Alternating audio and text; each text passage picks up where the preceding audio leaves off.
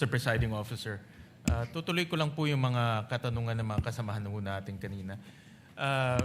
Mr. Witness, yung babalikan ko po yung persons of interest. Itong persons of interest, ito yung nakausap niyong actual killer? Yung persons of interest po can be characterized na merong nakausap. Hindi, At pero merong- yung kausap niyo, ito ba yung actual na nakontrata? Well, persons of interest yun nga po, ang sinasabi nga po natin, ito yung maaring makapagturo. Hindi pa po natin nakausap ito lahat. Ang sinasabi ko po kanina, dun sa atin pong mga nakilala, meron na pong mga pamilya na gustong makipag-usap sa atin at magbigay ng impormasyon. Oh, hindi. Katunayan, nakakausap na po. Hindi, so hindi ito yung actual na nakontrata? Yun po yung dumadaan pa po sa proseso ng aming pong pag-iimbestiga.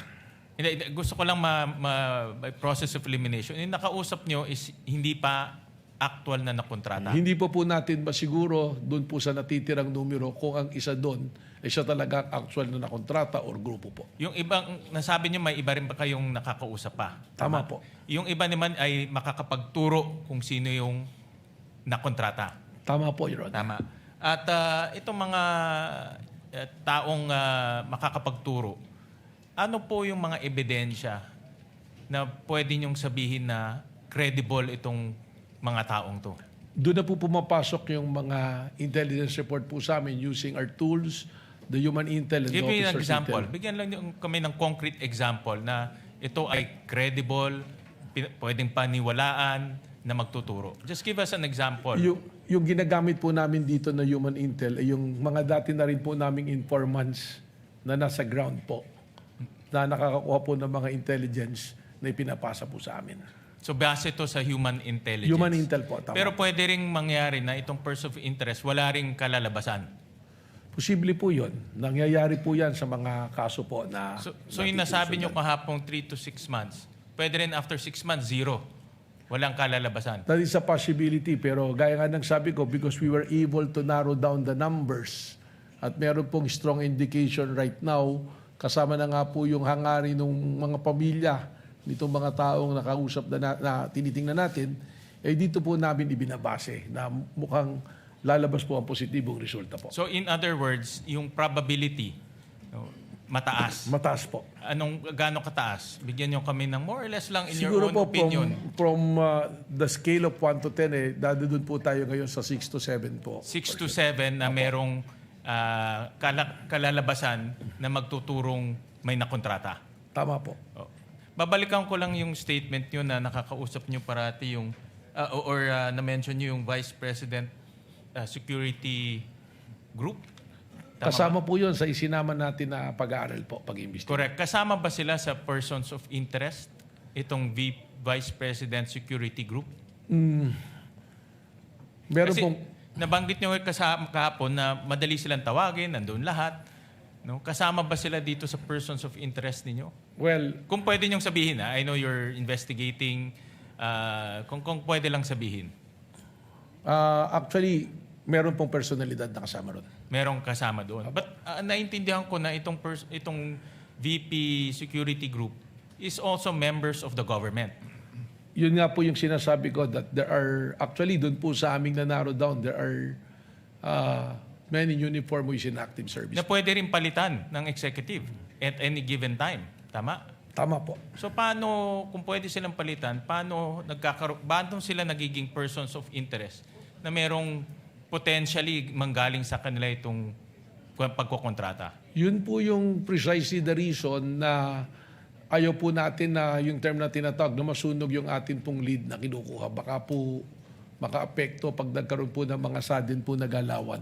So right now, yung tao po nating sinusundan at para madali rin po sa aming pag-monitor and surveillance, mas maigi po na nakapirmis po. Sige. Maraming salamat, Ginong Cristo. Salamat Thank po. you, Mr. Presiding Officer. Senator Judge Pangilinan is recognized for his interjections. Thereafter, Senator Judge Go.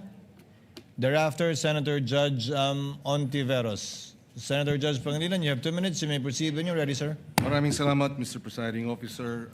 Ginoong witness, nabanggit ng ilang testigo bago sa iyo, no, si Attorney Lotok, na in so many words, above his pay grade yung usapin ng interagency coordination. At sabi pa niya, maaring ang direktor mismo, former director or current director, ang makapagsasabi niyan.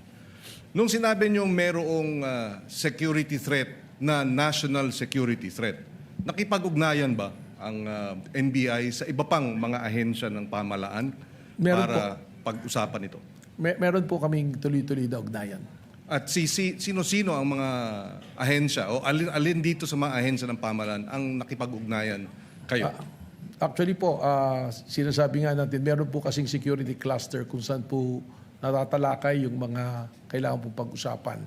So sa ngayon po, through the Office of the Executive Secretary, meron po akong mga pakikipag-usap dun po sa military units din po natin.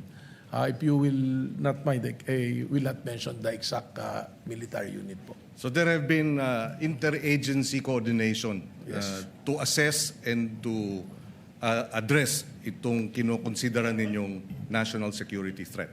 Totoo po yan. Yes po. Okay. Doon sa usapin ng pag-iimbestiga ninyo naman, nasabi ninyong may narinig kayong mga banta, napanood ninyo. Meron ba kayong na-monitor na nagbanta naman ang ating Pangulo bilang pag-retaliate doon sa nasabing banta ni ni Vice President? Ibig sabihin po, banta ng Pangulo sa Vice Presidente? Yes. Meron ba kayong na-monitor? Wala po. Kung meron man, hypothetically, tama ba yun? Well, kailangan pong imbestigahan din kung meron pong ganung banta. In other words, would you consider in a hypothetical situation revenge as justified if there is a threat to the president? He decides, he likewise publicly threatens whoever, not necessarily the vice president, whoever. Palagi ko po hindi tama sapagkat hindi naman po ito isang justifying o exempting na circumstance pagka nangyari po yung pagbabanta. Lalong-lalo na po kung mataas na opisyal, hindi po pwedeng maging batayan ng kanyang paghihiganti para magbanta po. So ang paghihigante, self-defense ba yun? Hindi po. Hindi. In other words, hindi legal ang paghihiganti sa usapin ng kung ikaw ay tinakot o ikaw may banta laban sa'yo. Hindi po. Or kung ikaw ay, when is it allowed? When is self-defense a valid, how do you call it, assertion to allow for non-liability for a crime? Kailan? Nakabalangkas po yan sa revised penal code, kaya lang hindi ko po kabisado, pero kung meron po talagang yung talaga actual na ang isa pong malinaw ay nangyayari na at kailangan mo iligtas ang buhay, karangalan at property po ng ibang tao at lalong-lalo ng mga kamag-anak mo or kaibigan, doon po pumapasok yung self-defense na valid. May mga ano po siya, elemento po. So, just to wrap up,